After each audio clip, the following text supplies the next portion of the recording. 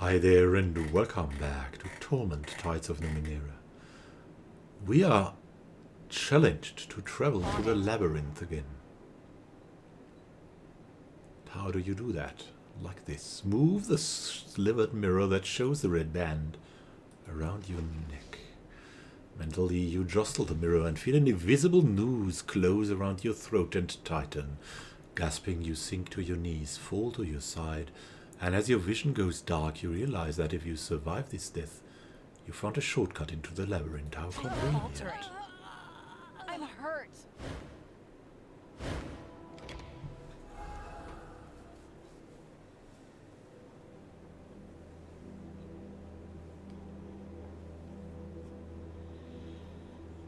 Yeah, we're dead now. That can happen.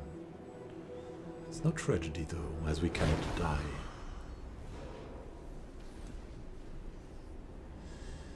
Hey there, Spectre, and what is that? The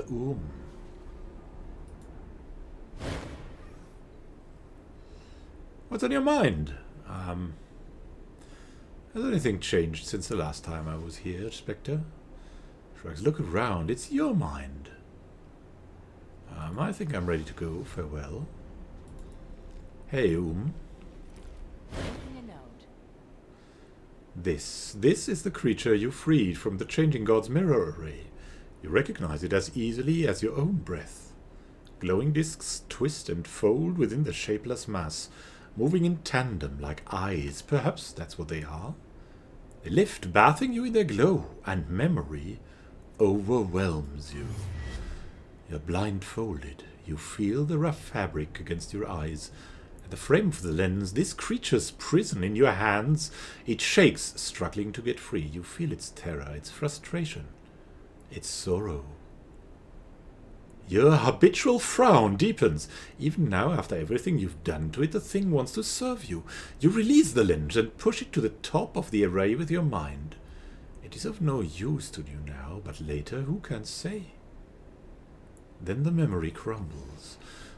The creature, your mind whispers, stares up at you with eyes like radiant, unfurling flowers. Well, says, through some hidden mouth. It is a thick, wet sound, but somehow not unfriendly. We like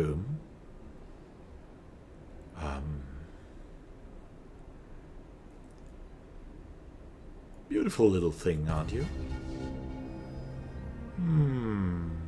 Says pleased, or at least you think it's pleased. It isn't quite clear if you're understanding the attention of those sounds or are making potentially dangerous assumptions. Oom's eyes focus on you, folding and unfolding. You hear a curious sound in the hidden reaches of the darkness above. The rasp of turning pages, memories flash through your mind, tinged with your insatiable curiosity. Oom's wide eyes momentarily flicker blue. The sound dies away. Stares up at you, waiting. But we're in Nano. We want to know. We want to know why that happened. What was that sound I heard when you looked at me before? Why did your eyes change color? Explains, extending a slender tendril towards your ankle. Scanthol's leaves tumbled down, too many to count. Let it touch us. The tendril coils around your ankle, cool and dry. Nothing else happens, apparently. Just wanted to give you a hug. Eventually withdraws the tendril, taps your foot, and absorbs the delicate limb back into its body with a quiet pulp. What kind of creature are you, anyway? For a while, doesn't say anything at all. It merely looks at you. When you think it isn't going to respond at all, a bubble appears at the center of its shifting body, then divides into two. They merge again, split, and become three. They merge, become four, merge, and five. Soft light wells from within each of the bubbles, until they are the colors of the tides. Without warning, the bubbles launch into a whirling, spinning dance, moving too fast to track as you watch their glowing lines become a perfect circle. A column, the shape that hurts your eyes, a vortex. Abruptly, the 5 bubbles pop, and the only light in Oom's body are its luminous eyes watching you. Look, it says, and falls silent. You're under reflection, are you? Can you leave my mind with me? Tendrils tickle the silent spaces behind your eyes. Images of the people already traveling with you flash through your thoughts. Who whispers shyly at last, its eyes contracting fold by fold. It seems the creature doesn't want to join you when so many are traveling with you already.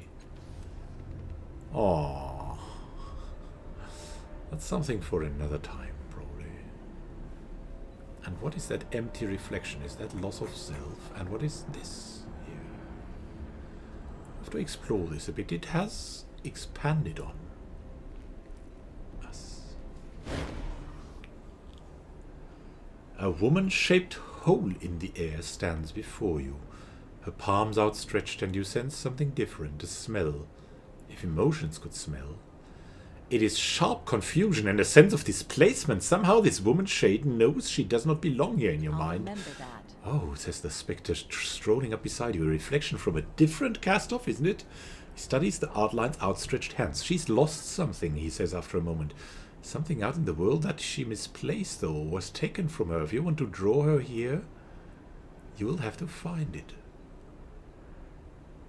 You turn back to the woman-shaped void. She continues to face you, hands held out imploringly, ignoring the spectre completely. I mean, we're in Nano. Well, I mean, we hint it has something to do with the puzzle box, but we first want to know, who are you? Tile of Affinity. The woman-shaped void does not respond in any way. The tides within you, however, do. You feel them uncoiling from you, reaching into the gap for whatever is lost within. Perhaps you can use them to pull the woman into being. I wouldn't, the spectre says conversationally. I mean, it will probably work, but there's no telling what will happen. Just the top of my head, it might give you the worst headache you've ever had, but it would probably be worse than that. Okay, so we'll probably not force it, because that's not something we really do. We want to investigate things, not force things. Can you hear me? Fancy that you hear your words echoing in the dark, hollow space, within the woman-shaped outline, and someone very distantly calling back. I don't think she can hear you, the spectre says. For that matter, I don't think it's even a she right now. She's more of a placeholder than a person. An arrow pointing somewhere else in the labyrinth. He peers cautiously into the outline in the air, as though it is a long and potentially dangerous tunnel. You'll need to find what she's missing before you can bring her forward, and you won't find it here, I think. Well, no, we'll experiment. Hello. This time you hear no response. Hello? Okay. What is it that you want? For a second, another outline flickers in her outstretched hands, a box or cube-like shake. Then it is gone, and it doesn't return. Okay, that's enough for us to place the puzzle box in the outline's palm. You gently place the cube in the shadowy figure's hands. They close over it, and a young woman, the one you found dead in the ruins of the house, plunges toward you out of the darkness, filling the outline until the outline is her. She nearly stumbles into you before she stops herself, blinking hard. Ouch, she says. You notice that the box you gave her is now as ghostly as she is. Well done, the spectre says, turning away from the stunned woman. I'll give you some room to talk. You turn to the young woman again. She glances at the darkness above you, and something about the expression reminds you of someone, of course. The ghostly woman in the fifth eye. Who are you now? Syria, she says, you remember me. You found me beneath the chunks of my adopted father's house, with my guts smashed to paste. Who was that, your adoptive father? Orseolo. He was one of you, she says carelessly. A cast-off, I mean. A frown creases her forehead. Poor old man, he never wanted to be special. He found me, fed me, talked to me when I was, troubled. She says, but when the house fell on me, I guess he couldn't stand it. And he went looking for a way to die. She falls silent, but you don't need to be told what happens next. You've seen the statue, after all. It was grief that drove Orsiolo to seek death in the sorrow's arms. Syria watches you, eyes shining with some inner light. He failed her? No, that doesn't make sense.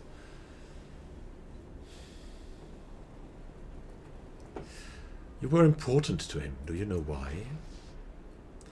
He thought he could help me, she says simply. He tried to calm me when that woman's voice in my head said I was her and not me.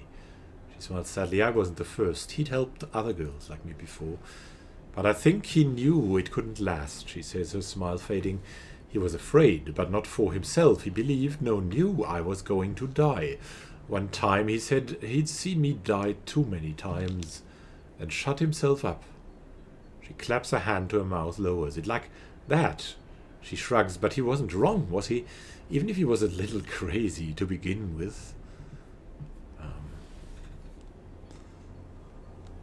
Do you miss living? Yeah, we like asking questions. We may know for I mean. Well, I was never really alive, she says. I'm just a reflection of the Syria he knew. The only piece of his mind that is left. When he died, his part of the labyrinth, well, I want to say it broke, but it was worse than that. The cracks burst up through the ground and everything started crumbling. I could feel parts of him slipping away, snapping off. She shudders. I'm glad you brought me here. I would have fallen apart eventually, and then there would be nothing of him left. Nothing of either of us. Well, a creature named the Sorrow killed Orsiolo. Do you have an idea how it found him?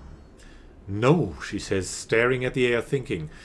He didn't abuse his power like some of you do. He didn't pull against the tides or use them as weapons. He never wanted to be noticed, to be found.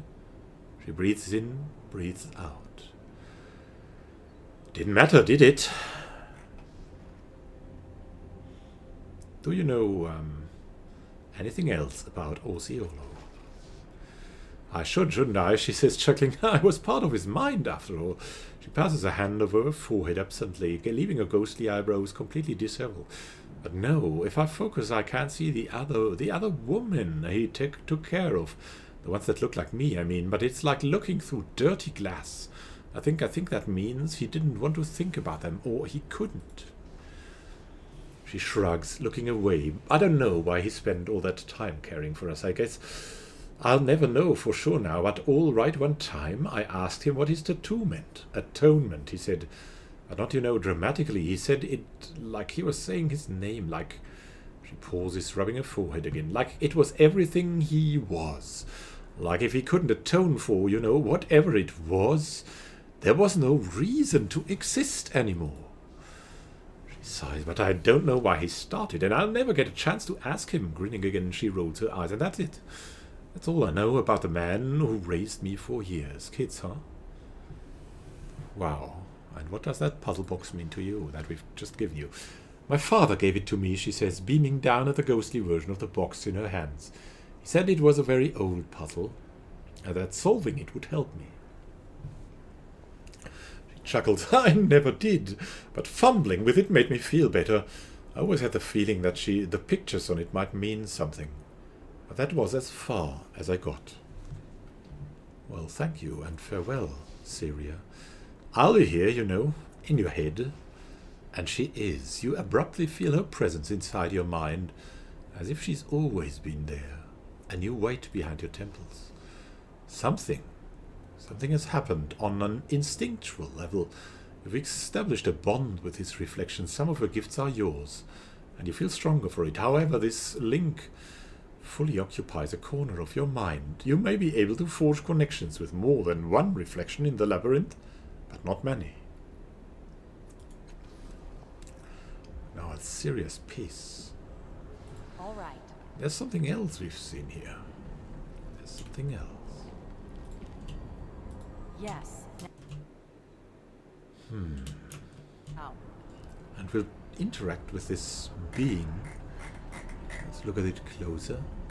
This glowing ball of energy in the next episode. Thank you for watching. And happy gaming to you. Let's explore the mystery together.